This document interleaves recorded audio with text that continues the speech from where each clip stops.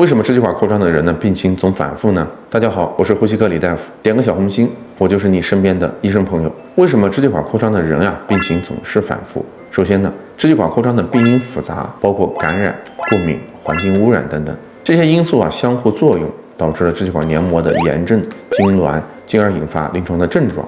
因此呢，病因未能得到根本的一个解决，病情呢就容易反复。患病久了，往往定植各类的致病菌，最常见的就是铜绿假单胞菌。所以支扩的患者呢，往往常见咳吐、黄绿色浓痰没完没了这种情况。其次呢，支气管扩张的患者的呼吸道免疫力啊较低，容易受到各种病原体的侵袭。当气道或者是肺部感染的时候，病情就会恶化，导致病情的反复。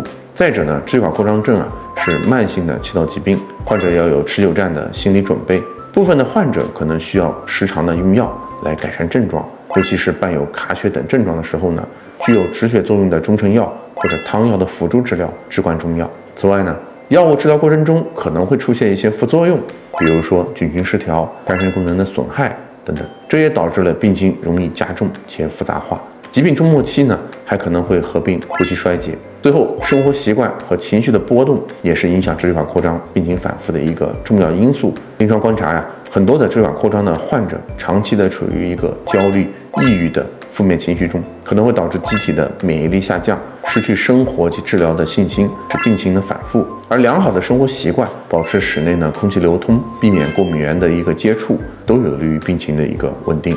关注我，带您学习更多呼吸健康知识。